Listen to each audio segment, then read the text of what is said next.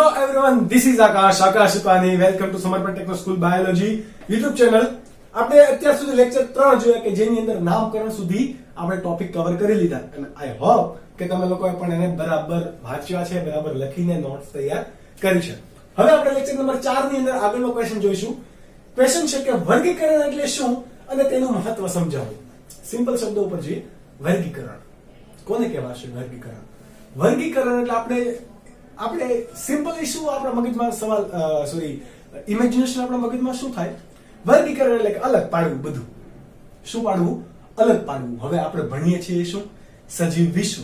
તો કોને કહેવાશે વર્ગીકરણ? તમારે વ્યાખ્યા લખવાની રહેશે. સામાન્ય વ્યાખ્યા છે બરાબર. પહેલા તો કે કોને કહેવાય વર્ગીકરણ? હવે તમે જ્યારે ક્વેશ્ચન લખતા હોય કદાચ કોઈની વ્યાખ્યા તો આવી રીતે લખી દેવું સારું પડે તમારા માટે. તો પેપર ચેકરના ધ્યાનમાં તમારા કોઈ પણ તમે વસ્તુ લખેલું છે તો પેપર ચેકર ડાયરેક્ટ એ જોશે. જેમ કે ઉદાહરણ છે તો તમે ડાયરેક્ટ અહીંયા ઉદાહરણ લખી દો, પછી અહીંયા ઉદાહરણ આપો. કે સમજૂતી છે તો સમજૂતી લખી દો, પછી સમજૂતીનું વર્ણન કરો. તો એ રીતે આપણે પેપર સ્ટાઇલની અંદર લખીશું પણ, કારણ કે બાયોલોજી ટોટલ થિયોરેટિકલ સબ્જેક્ટ છે એટલા માટે. વ્યાખ્યા આપણે લખીએ તો કે સજીવોની અર્થકારક જૂથમાં વહેંચણી કરવાની પદ્ધતિને આપણે શું કહેવાય? સજીવોની કોઈ ચોક્કસ જૂથમાં અર્થકારક વહેંચણી કરીએ એને શું કહેવાશે? વર્ગીકરણ. એટલે કે વર્ગીકરણની અંદર દરેકે દરેક સજીવોને અલગ અલગ જૂથની અંદર દાખલ કરવાના અથવા તો અલગ અલગ કક્ષાઓની અંદર દાખલ કરવામાં આવે. આ કક્ષાઓને શું કહેવાય? વર્ગીકૃત કક્ષા. શું કહેવાશે? વર્ગીકૃત કક્ષા. સમજ પડી? એટલા માટે આ વર્ગીકૃત કક્ષા એ તમારું શું છે હકીકતમાં? તો કે કોઈ પણ સજીવને સમાવતી કક્ષા. જેમ કે આપણે વર્ગીકરણ તમારે કરવું હોય તો પહેલા તો આપણે શું કરશું? સજીવને ઓળખશું. ચલો, ઓળખશું કોના આધારે? તો કે એના લક્ષણોને આધારે. બાહ્ય લક્ષણો હોય, આંતરિક લક્ષણો હોય અને કોષીય લક્ષણો પણ હોય. પણ કોષીય લક્ષણો અને આંતરિક લક્ષણો એ આધુનિક વર્ગીકરણનો ભાગ છે. આપણે સિમ્પલ વર્ગીકરણ પહેલા ભણીએ. તો વર્ગીકરણ કોના આધારે થશે? લક્ષણોને આધારે પહેલા તમે શું કરશો? અલગીકરણ કરશો. શું કરશો? લક્ષણોને આધારે અલગીકરણ. જેમ કે ચલો, દેડકો છે, ઘઉંનો છોડ છે, તુલસીનો છોડ છે, પછી વંદો છે, ગરોળી છે અને સસલું છે. આ એક અહીંયા બધાને રાખેલા હોય તો બધાને કઈ રીતે અલગ કરશો? કોણ કોણ? તો આપણા પાસે એઝ એન એક્ઝામ્પલ ઘઉં, ઉંદર રાખી લો, ચલો, દેડકો, ત્યારબાદ વંદો, તુલસીનો છોડ. આ પાંચ છે ને અલગ અલગ વર્ગીકરણ કરશું. કઈ રીતે વર્ગીકરણ કરશું? તો એને વર્ગીકરણ કોઈ કક્ષાની અંદર આપણે કરવાનું છે. કઈ રીતે? ઘઉં છે તો એના આપણે લક્ષણો જોશું. એટલે કે કયા લક્ષણો? બાહ્ય લક્ષણો. એકદમ કેવો ઘઉંનો છોડ હોય તો કે આ તમે જોઈ શકો ઘઉંનો છોડ, તો એના બાહ્ય લક્ષણોના આધારે તમને ખબર પડી જાય કે ઘઉં એ બાજરીથી અલગ પડે છે, ચોખાથી એનો છોડ અલગ પડે છે. ઓકે, તો ઘઉંના છોડ એકદમ એકદળી પાન હશે, એ દ્વિદળી હોય. એકદળી પાન છે, ત્યારબાદ એની અંદર પાકલો રોપો છે, એની ઉપર નાના નાના દાણા આવેલા છે. આવું કંઈક હશે તો એને તમે શાની અંદર વર્ગીકરણ કરશો? વનસ્પતિની અંદર. એને ખબર છે તમને આને વનસ્પતિ કહેવાય. એવી રીતે તુલસીને પણ વનસ્પતિ કહેવાય. બરાબર. આ બધાને શેની અંદર તમે વર્ગીકરણ કરશો? પ્રાણીની અંદર. અરે કોઈ પણ ચોક્કસ કક્ષાની અંદર તમે શું કર્યું? વર્ગીકરણ કર્યું. ત્યારબાદ હજુ ડિટેલમાં જઈએ તો ઉંદર છે. ઉંદરને ત્વચા પર નાના નાના વાળ હોય છે, એને બાહ્ય કર્ણ પલ્લવ હોય છે, જેમ કે આપણે પણ હોય છે. પરંતુ આ વંદાની અંદર એવું નથી, દેડકાની અંદર એવું નથી. તો એ બંનેની બાબતથી અલગ પડશે. એટલે આપણે ઉંદરને કોનાની અંદર દાખલ કરીએ છીએ? સસ્તનની અંદર. એટલે કે સ્તનધારી પ્રાણીની અંદર આપણે ઉંદર, સસલું, ઊંટ, ગાય, ભેંસ, આપણે આ બધા જ શેની અંદર આવશે? સસ્તનની અંદર. ચલો, એ કોઈક હવે છે કબૂતર. કબૂતર તો આપણને ખબર છે એના લક્ષણો કેવા છે? ઉડી શકે છે, બરાબર. તો એને આપણે ક્યાં દાખલ કરશું? સીધા વિહંગ. પ્રાણી છે એક પ્રકારનું, પણ એને આપણે ક્યાં દાખલ કરી દીધા? વિહંગ એટલે કે પક્ષી, બરાબર. એવી રીતે વંદો છે. વંદાને આપણે કઈ રીતે લક્ષણોના આધારે વર્ગીકરણ કરશું? જેમ કે એના 3 જોડ ઉપાંગો છે, એટલે કે એના પગ ઈ હવે આમ આમ આમ આમ બધે વળી ગયેલા છે આવા, બરાબર, એટલે કે એના સાંધાવાળા ઉપાંગો છે અને કીટક જેવું લાગે છે. કેના જેવું? કીટક. તો એને કયા વર્ગમાં આપણે વર્ગીકૃત કરશું? કીટકની અંદર. એવી રીતે માખી, એને પણ સાંધા જેવા છે, બરાબર, ઉપાંગો કેવા છે? સાંધાવાળા. પછી તમારે મધમાખી લઈ લો, મચ્છર લઈ લો, બરાબર, તો આ બધા કેવા છે? કીટક છે. તો એના લક્ષણોના આધારે આપણે શું કર્યું? જોયું, એનું વર્ગીકરણ કર્યું. એટલે કે જેટલા સાંધાવાળા ઉપાંગો હતા એ બધાને કરી દીધું ક્યાં દાખલ કરી દીધા? કીટકમાં. જે ઉડી શકતા હતા એ બધાને ક્યાં દાખલ કર્યા? વિહગમાં. બરાબર. જેટલા લોકોને બાહ્ય કર્ણ પલ્લવ હતું ત્વચા પર, રૂવાટીમાં થોડીક વધારે છે જીનેટિકલી ઓબ્વિયસલી, ઓકે, તો રૂવાટી હોવી કે ત્વચા પર વાળ હોવા, આ બધા કોના લક્ષણો છે? અથવા તો સ્તન ગ્રંથિની હાજરી હોવી, એ બધા કોના લક્ષણ છે? સસ્તનના. તો ગાય, ભેંસ, બિલાડું, કૂતરો, સિંહ, વાઘ, ચીતો, દીપડો, મનુષ્ય, હાથી, પાડો, આ બધાને ક્યાં દાખલ કરી દઈશું આપણે? સસ્તનની અંદર. કોને આધારે? લક્ષણોને આધારે. બરાબર. એક લક્ષણને આધારે બીજો લક્ષણ આધારિત સજીવ કેવો પડતો હોય? અલગ અલગ પડતો હોય. આ સમજૂતીની વાત થાય. તેને એનસીઆરટી ની અંદર આપી દીધું છે કે કીટકોને કઈ રીતે અલગ કરવું. કૂતરો હોય તો કૂતરાને આપણે એના, કૂતરો પણ કેવો છે? સસ્તન. તો એના બાહ્ય લક્ષણને આધારે બિલાડીથી અલગ થઈ શકશે? તો કે બિલાડીથી કેમ અલગ થાય? એ પણ કેવી છે? સસ્તન. પરંતુ ડીપ લેવલે જઈશું ત્યારે એ બંને અલગ અલગ પડશે. બંનેના કુળ કેવા છે? અલગ અલગ છે. બંનેની પ્રજાતિ કેવી છે? અલગ અલગ છે. પરંતુ વર્ગ કેવો છે? સમાન. બરાબર. તો લક્ષણોને આધારે કોઈ પણ સજીવોને જુદા જુદા વર્ગકોમાં વહેંચવાની પદ્ધતિને શું કહેવાશે? વર્ગીકરણ. બરાબર. આ તમારી હવે પ્રોપર વ્યાખ્યા થશે. તો કે કોણ?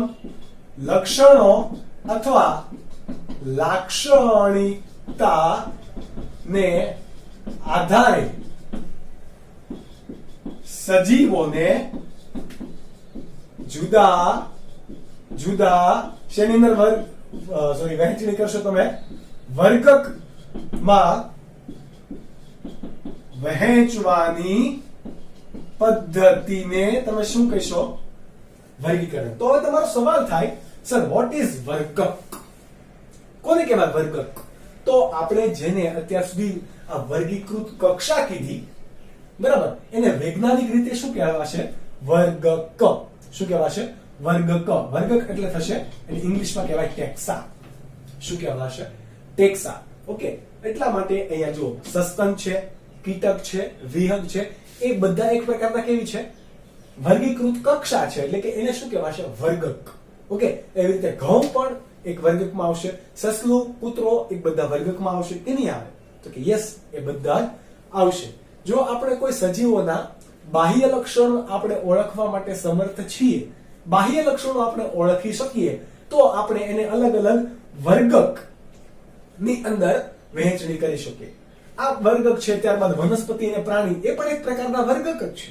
કઈ રીતે? તો આપણે નેક્સ્ટ ક્વેશ્ચન ની અંદર ફરીથી એ જોઈશું. ઓકે.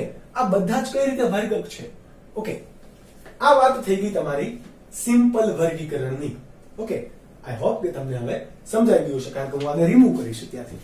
તો આ વસ્તુ તમે નોટ ડાઉન કરી લો અને તમારે હમણાં સ્ક્રીનશોટ દ્વારા સવાલ પણ આવશે, એની અંદર લખેલું છે.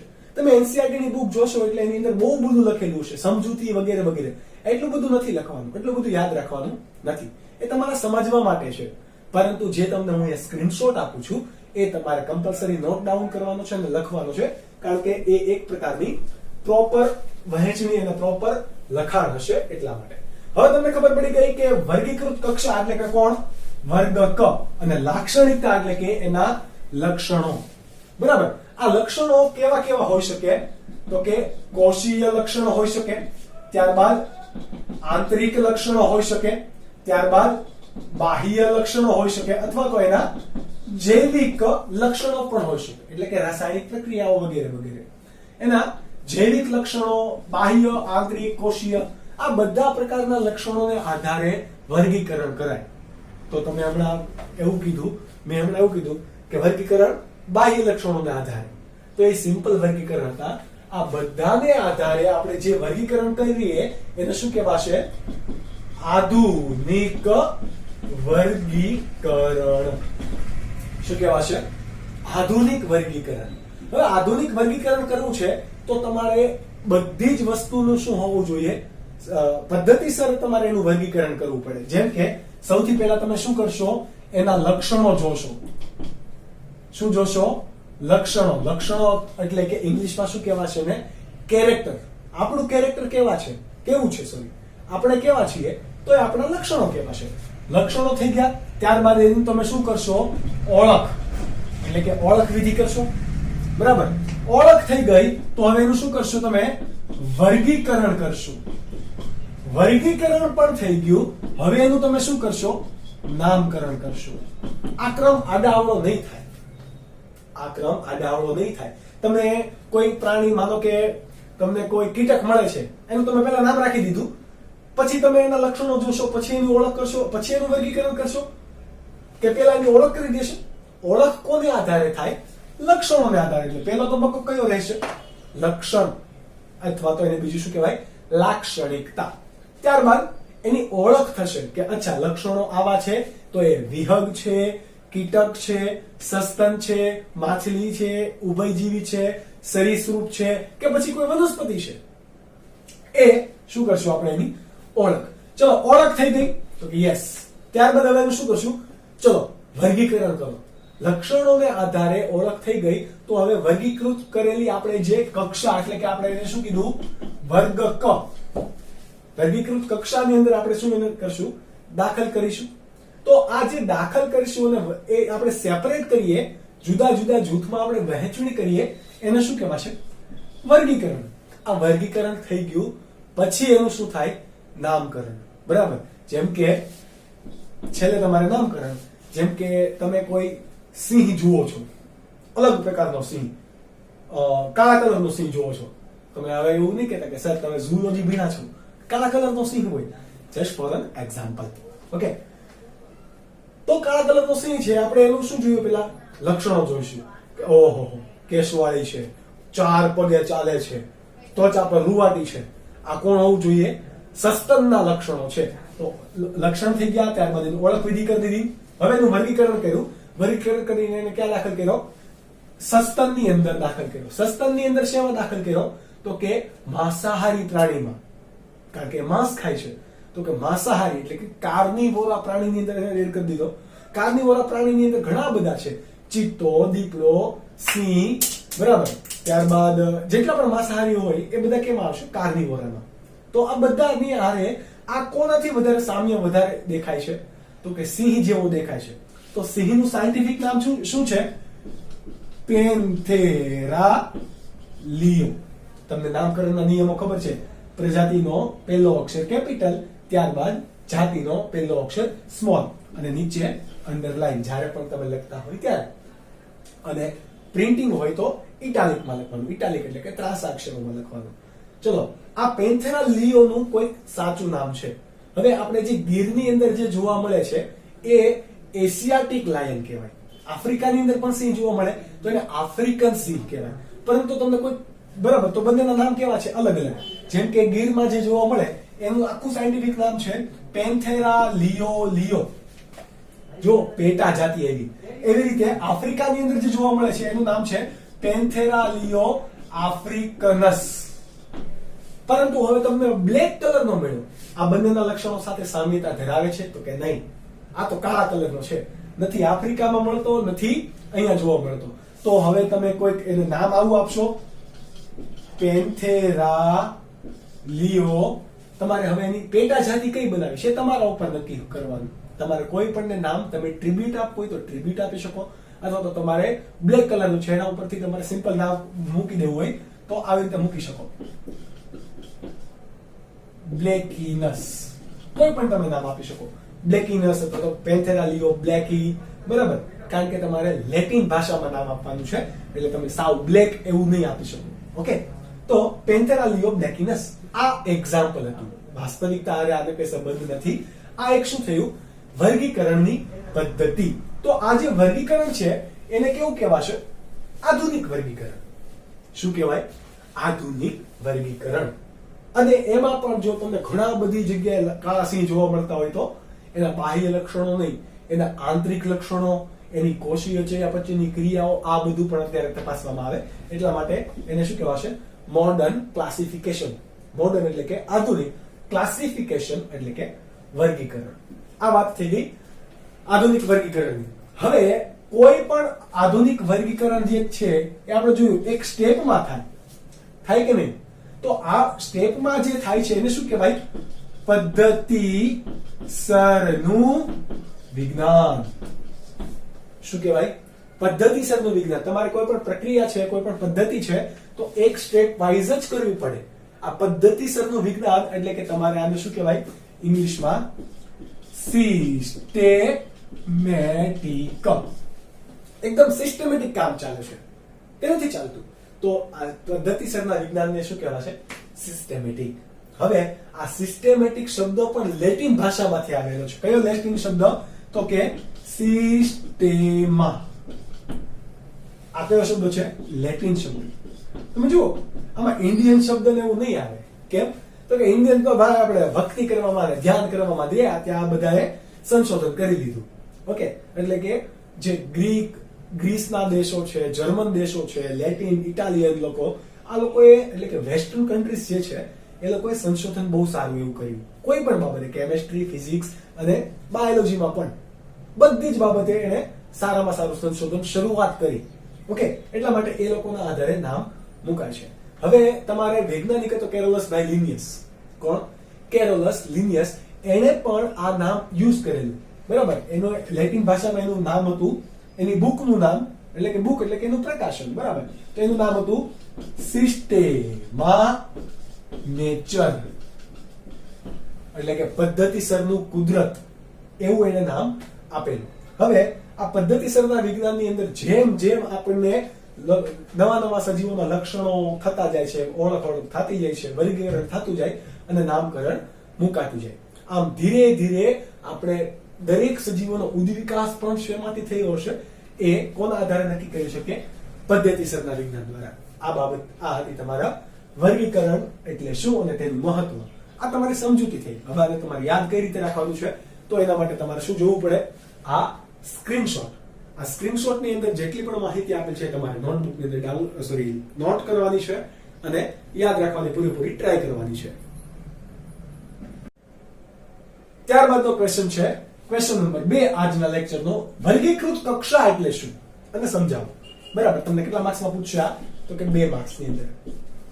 વર્ગીકૃત કક્ષા કોને કહેવાય? આપણે હમણાં જોયું કે વર્ગીકરણ એ એક જ કોઈ સ્ટેપ દ્વારા થાય છે? તો કે નહીં, 4 સ્ટેપ વડે થતી હતી. કયા કયા? તો કે પહેલું લક્ષણ, ત્યારબાદ ઓળખ, ત્યારબાદ એનું વર્ગીકરણ અને નામકરણ. આ આધુનિક વર્ગીકરણ વિદ્યા પદ્ધતિની એક શું હતું? ફ્લો હતો. એવી રીતે વર્ગીકરણ આપણે અહીંયા લખીએ કે વર્ગીકરણ એ એકાકી, કેવી કાકી? એકાકી ચરણ પદ્ધતિ નથી. એની અંદર ઘણા બધા તબક્કાઓ હોય. જેમ કે કયા કયા તબક્કા? તો આપણે તબક્કા લખીએ તો કે જાતિ,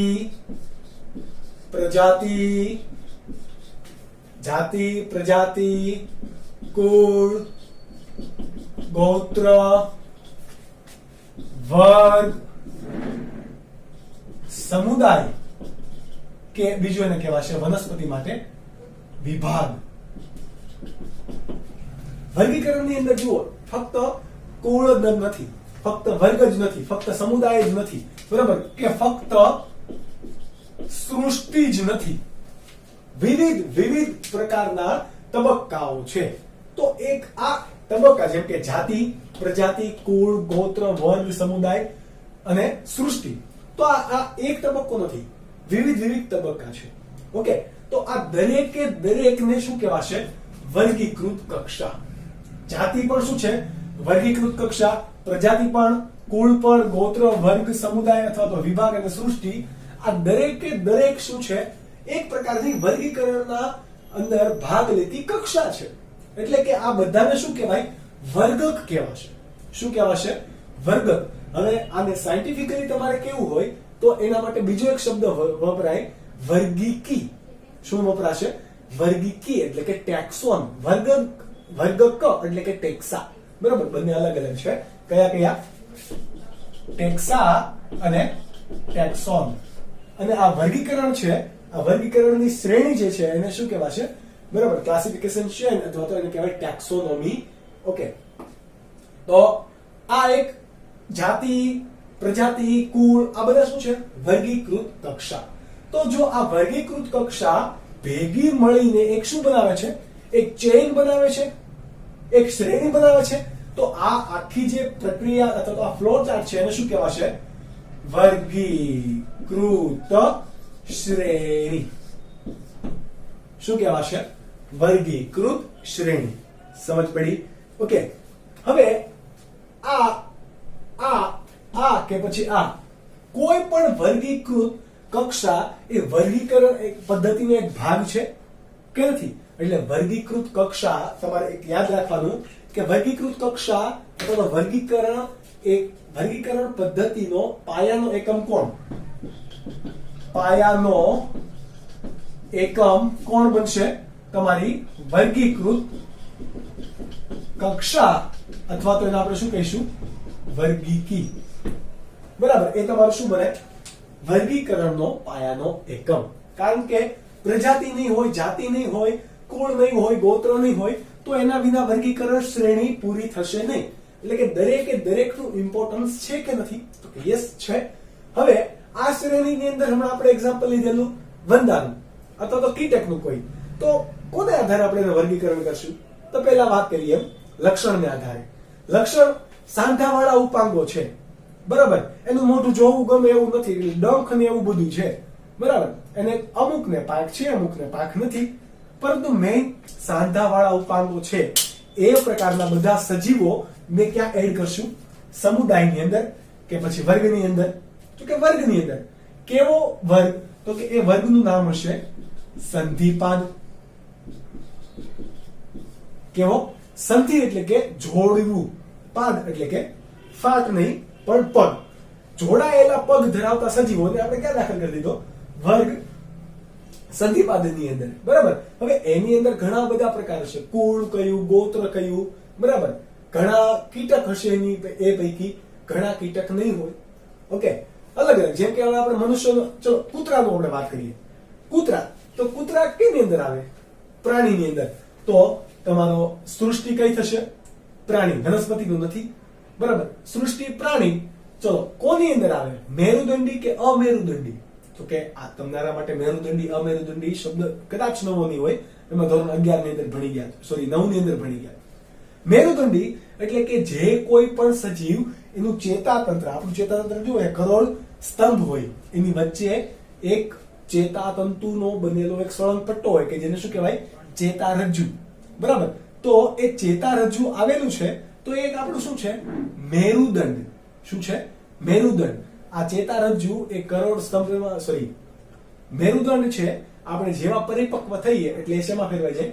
કરોડ સ્તંભની અંદર ફેરવાય જાય. આવી કોઈ રચના ધરાવતા હોય એવા સજીવને શું કહેવાય? સોરી, મેરુદંડી. અને આવી રચના ના ધરાવતા હોય એને શું કહેવાય? અમેરુદંડી. આ બધાનો ભેદ આપણે ચેપ્ટર નંબર 4 ની અંદર જોઈશું. ત્યાં સુધી આપણે રાખીએ.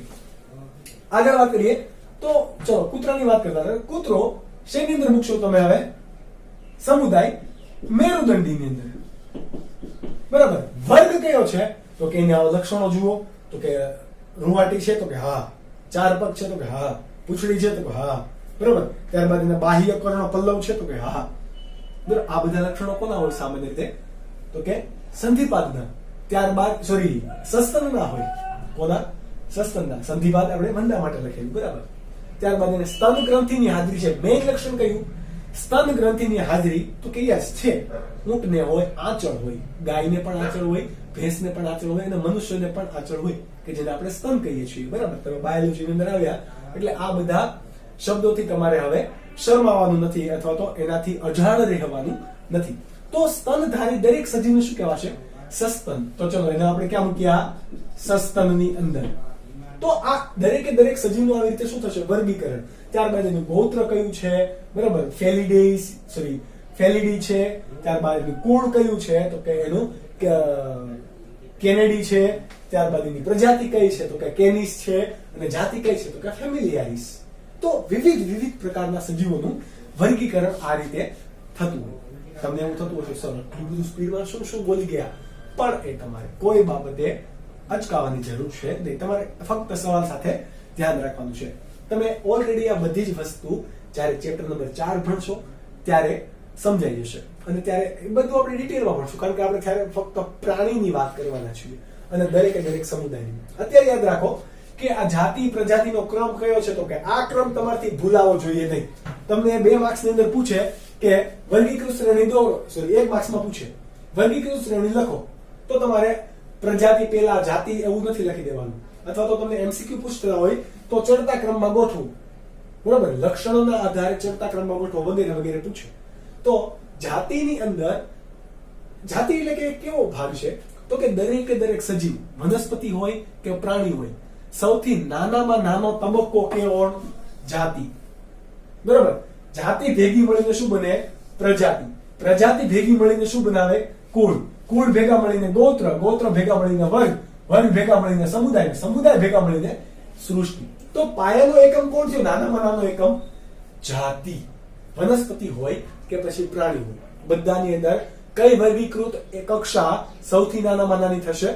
જાતિ. આપણે હોમો સેપિયન્સ ની વાત કરીએ તો આપણી જાતિ કઈ થઈ? હોમો કે સેપિયન્સ. હોમો એ આપણી પ્રજાતિ થઈ. આપણે નામ ભણી ગયા ને, કેવું? હોમો સેપિયન્સ.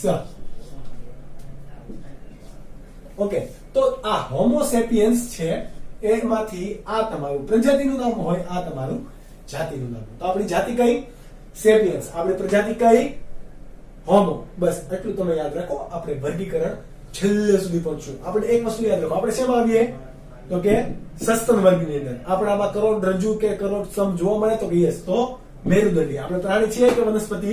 પ્રાણી. તો સૃષ્ટિ આપણી કઈ? પ્રાણી. સમજ પડી ગઈ?